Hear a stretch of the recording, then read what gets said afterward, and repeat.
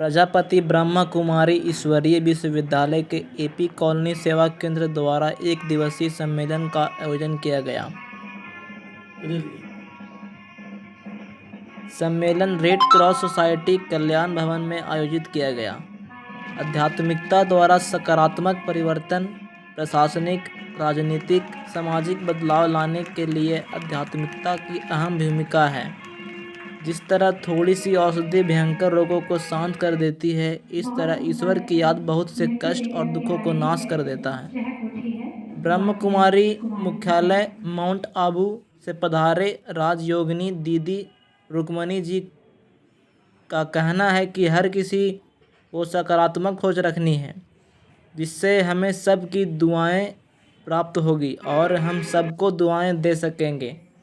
भगवान हमें जैसे सदा स्वीकार करता है, हम में भी कोई कमी नहीं देखता, तो हम भी भगवान के बच्चे होने के नाते परमात्मा का ये गुण अपने अंदर धारण करें। पटना से पधारी बिहार के कॉमन सेवा केंद्रों की प्रभारी के संगीता दीदी का कहना है कि सकारात्मकता आज के समाज के आवश्यकता है। अब कोई व्यक्ति समाज को कुछ देना चाहता है तो सबसे पहले आवश्यकता है कि वह अपनी सकारात्मक का सहयोग दे। हर विषय के दो पहलू होते हैं। क्या हम हर विषय का वह सकारात्मक पहलू नहीं देख सकते? क्या हम समाज के नए विकास के लिए समाज को एक नई दिशा नहीं दे सकते? आज कल समाज के युवाओं को प्रेरणा देने के लिए सदा सकारात्मक पॉजिटिव रहना का संकल्प नहीं ले सकते? क्या हम नहीं चाहते हैं कि हमारे बच्चे समाज को अपनी सकारात्मकता का सहयोग दें, समाज को एक नई दिशा देने में भागीदार बने? तो हमें ये दृढ़ संकल्प करना है कि सकारात्मकता आज से हमारा नेचुरल नेचर बन जाएगा और इसके लिए आत्मा और मन में जो शक्ति चाहिए वो राजयोग मेडिटेशन से आएगी।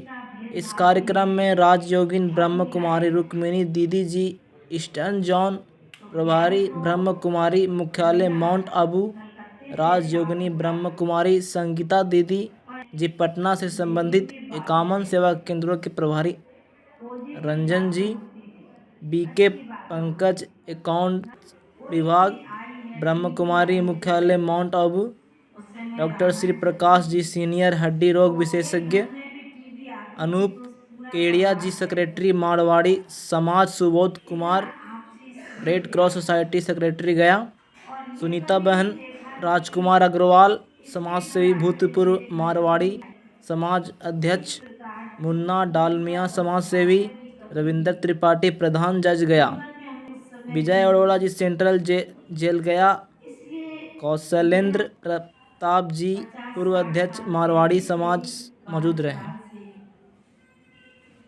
ऐसा दुनिया से अंदर से वैराग रहता, वैराग ऐसे महसूस होता था कि ये दुनिया अच्छी नहीं। परिवार में दो भाइयों के बीच एक ही थी, बहुत लाड प्यार था। परिवार वाले भी छोटे 3 चाचा जी थे और भी पूछते थे कि तुम्हें वहाँ क्या मिलता है और तुम वहाँ पर क्यों जाना चाहते? ब्रह्मा कुमारी आश्रम। मैं कहती थी मुझे बहुत मन की शांति, क्योंकि मेरे को शांत रहना बहुत पसंद आता है। जास्ती बाहरी बातों में, जास्ती बोलचाल में हमें एकदम पसंद नहीं आता। तो इसलिए परिवार वाले कभी कभी सोचते थे इसका जीवन क्या है, भविष्य क्या है। पर मैंने बचपन से ये देखा कि जितनी भी हमारे पास चीजें होती हैं, वस्तु साधन होते हैं, उपयोग के लिए होती हैं, पर जितनी हम साधना को छोड़कर साधन में लग जाते हैं, हमको ये चाहिए, इस चीज की आवश्यकता, ये वस्तु चाहिए, उसके कारण आज का इंसान को बहुत ही जीवन में दुख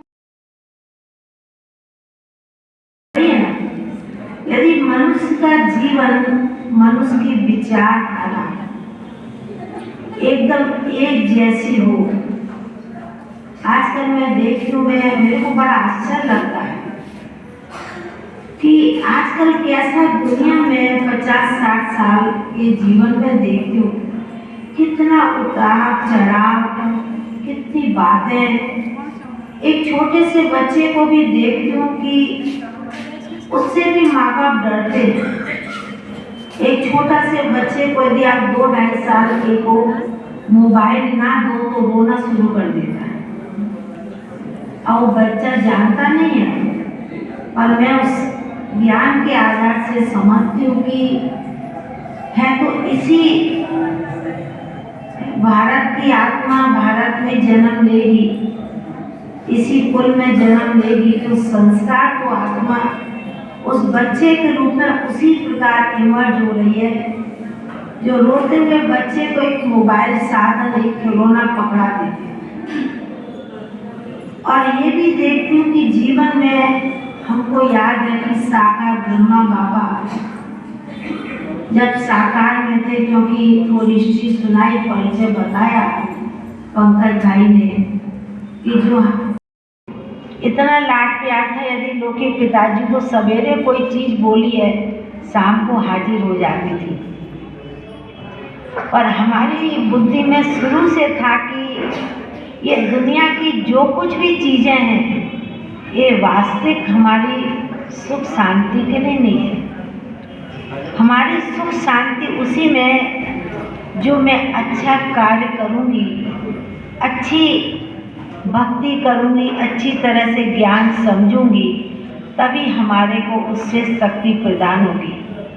तो मैं अभी तो देखती हूँ कि समय के अनुसार 50-60 साल के ऊपर हो गया। अभी देखते हैं कि शिव परमात्मा का कार्य बहुत हमको याद है। कलकत्ते में जब प्रदर्शनी कभी लगती थी तो मुश्किल से 1-2 आत्माएं निकलती थी बंगाल में। और अब मैं जब भी कलकत्ता बंगाल तरफ जाती हूँ तो हर सेंटर में 400, 500, 1000 भाई बहनें बंगाली होते हैं। क्योंकि इसलिए सुना रही, क्योंकि बंगाल के भाई बहनों को पानी का, जल का फल और सफ़ेद आलू बहुत पसंद आता है। सबसे पहले तो मैं आदरणीय माउंट आबू से प्रधानी मुख्यमंत्री दीदी को नमन करता हूँ। मंच पर मंचासी हमारे जो भी सीनियर्स हैं, जैसा कि डॉक्टर साहब से हमारी बाकियों को भी मैं नमन करता हूँ। मेरी दीदी का मैं रिचुअल्स, कोई हिंदू है, कोई सिख है, कोई बौद्ध है, वगैरह वगैरह, अपने मंदिरों में जाते हैं, तरह तरह की एक्टिविटीज करते हैं। तो एक एक्ट है, यहाँ जो विषय दिया गया है इसको मैं जस्ट उलट देता हूँ। विषय है प्रशासनिक, राजनीतिक और समाज का सकारात्मक परिवर्तन आध्यात्मिकता के माध्यम से। तो इसको अगर उलट दीजिए तो राजयोग विद्या को आपको सिखाती है कि स्व परिवर्तन से विश्व परिवर्तन।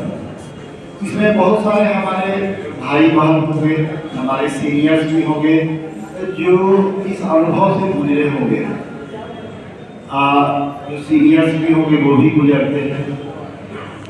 कुमारी रुक्मिणी दीदी जी, राजयोग का जो केंद्र चलाया जाता है उसके अंदर से शहर के काफ़ी लोग लाभान्वित हो रहे हैं। विभिन्न पर्व त्यौहार के अवसरों पर अपने जीवन में कैसे परिवर्तन ला सकते हैं। हम किसी भी पेशे से जुड़े हों, चाहे वह राजनीति का क्षेत्र हो, व्यवसाय का क्षेत्र हो, सामाजिक क्षेत्र हो, हर क्षेत्र में पॉजिटिविटी की आवश्यकता है और मुख्य चिंतन का विषय ही है। और वर्तमान को हम कैसे सुधार सकते हैं, वर्तमान के माध्यम से ही अपने भविष्य को सुधारा जा सकता है। इस विषय पर आज यहाँ चिंतन शिविर आयोजित है। हम उम्मीद करते हैं वचनों को सुनकर बहुत प्रभावित हुआ और अपने आप में एक सकारात्मक ऊर्जा को महसूस किया इनके वचनों से।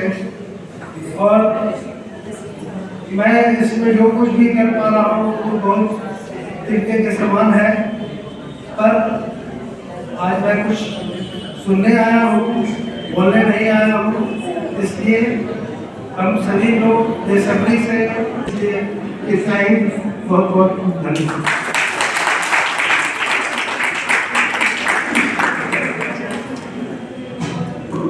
भाई जी, आपकी सपनों में उदारता हमें बहुत सहयोग देता है, हो पा रहा है, तो ये आपकी बहुत बड़ी महानता, आपकी बहुत बड़ी मदद है।